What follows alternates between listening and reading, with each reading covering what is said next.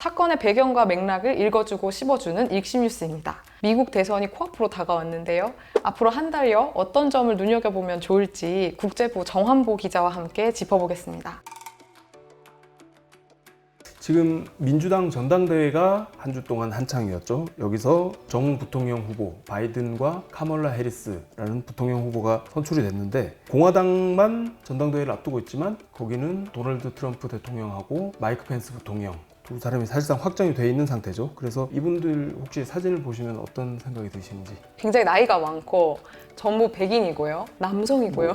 여성이 딱 한 명 있고 조금 젊죠. 부통령 후보가 민주당에 누가 될 것인가, 많은 사람들이 예상을 이제 카멀라 해리스라는 상원 의원이 될 거라고 예상을 했었는데, 그 예상대로 카멀라 해리스 의원이 이제 지명이 됐습니다. 대선인데 왜 다들 부통령 얘기를 이렇게 많이 하나요?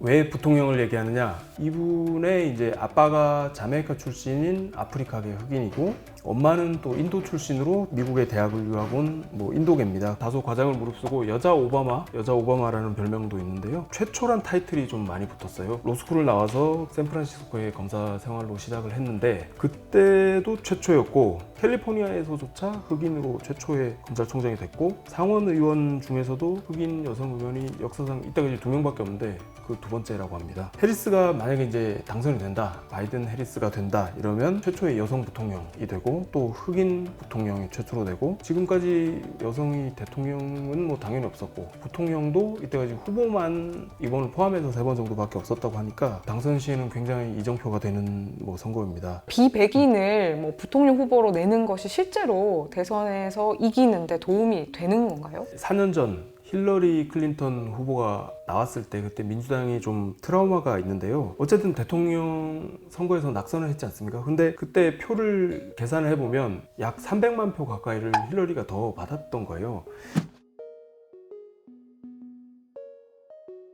한 표라도 더 많으면 인구 비례에서 배당된 선거인단을 모두 독식하니까, 그런 이제 민감한 데를 트럼프가 거의 대부분을 가져가면서 전제표는 뒤졌는데 민감한 데서 이제 이기다 보니까 승리를 했던 거죠. 대선 때마다 결과를 스윙 스테이트가 좌지우지한다, 이렇게도 얘기를 하지 않습니까?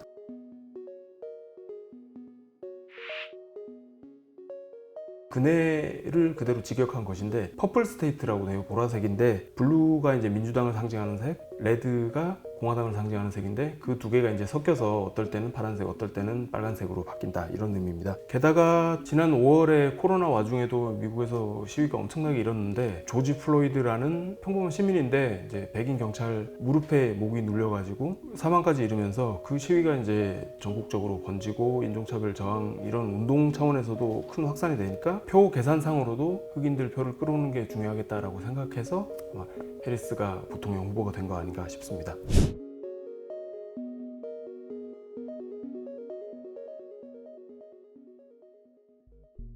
꼭 표뿐만이 아니라 부통령의 역할 자체도 좀 중요한 부분이 있는 건가요? 이게 비상 상황, 유고시라든지 긴 수술을 해야 된다 이런 상황만 돼도 사실 부통령이 대통령을 대행하기도 하고, 진짜 유고 상황이 발생하면 우리처럼 권한대행이 아니고 바로 승계를 해서 대통령이기 때문에 아주 중요한 자리인데, 또 지금 나이를 보면 양당 후보 공이 70대 후반이에요. 트럼프 대통령 같은 경우는 우리 나이로 75, 바이든 같은 경우는 그보다 4살이 많은데, 그럼 이제 내년에 대통령이 돼서 취임을 하면 이제 80대죠. 그러면 어쨌든 아무리 요새가 100세 시대라고 하지만 건강 문제가 중요시 될 수밖에 없고, 임기를 마친다고 하더라도 4년 뒤라는 걸 다시 바이든이 도전하기는 어렵다고 주변도 그렇고 본인도 아마 얘기를 한다고 해요. 그래서 그럼 그 경우에는 민주당이나 공화당이나 차기 우리나라를 이끌 사람 누구지 할 때 민주당이 승리한다면 제일 앞줄에 있는 차기 권력 순위에 카멀라 해리스라는 여성 흑인 후보가 올라가게 되는 겁니다.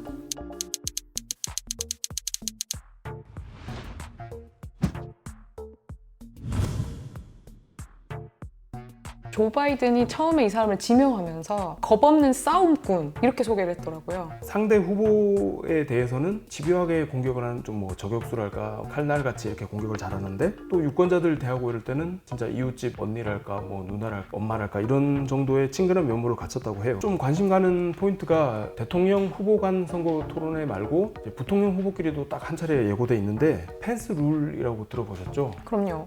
그 아내 아닌 여성하고는 둘이서 밥도 안 먹는다, 회의도 안 한다, 뭐 그런 거 아닙니까? 그렇죠. 그 마이크 펜스하고 저격수 본능이 있는 해리스하고 토론을 하게 되니까 두 사람이 벌일 대결이 어떨지 그 부분도 좀 하나의 관전 포인트일 것 같습니다. 세계 지금 확진자 1위, 사망자도 세계 1위, 가장 피해가 큰 나라다 보니까 이슈가 되지 않을 수가 없는데 그럼 투표 방식에도 변화가 있을 것 같네요. 그게 이제 우편 투표 제도인데 주별로 정해요. 주지사가 좀 방역에 적극적이면 우편 투표를 훨씬 더 용이하게 해놓고 이제 그쪽 회의적이면 그거는 최소한으로 제한하자 이런 식인데 최근에 뉴욕타임스 신문이 조사한 바에 따르면 지금 전체 유권자의 한 75%, 4분의 1, 한 1억 6천만 명 정도 되는데 우편 투표를 할 수 있는 가능한 상태가 된다고 합니다. 약간 진보적인 뭐 캘리포니아주 같은 데는 투표 용지를 우편으로 배부가 100% 이제 돼서 그거 할 사람은 하고 아닌 사람은 가서 투표하고 이런 식이라고 하고 뭐 어쨌든 편리한 수단이 추가가 되면 투표를 많이 하게 되고 좋은 거 아닌가 싶은데 그렇죠. 그렇게 볼 수 있는 측면이 있는데 근데 왜 문제가 되느냐? 청년층, 좀 유색인종, 저소득층 주로 이제 일자리가 걸려 있거나 이런 이제 투표에 조금 참여율이 낮았던 쪽의 투표율이 더 올라가겠죠. 보수 쪽에 있는 도널드 트럼프 대통령 쪽이 반길 일은 없어요. 그럼 만약에 트럼프가 대선에서 지게 되면 그 문제를 집중적으로 물고 늘어질 것이다 이런 예측도 나오고 있나요? 지금 또 이미 그 발언이 있어요.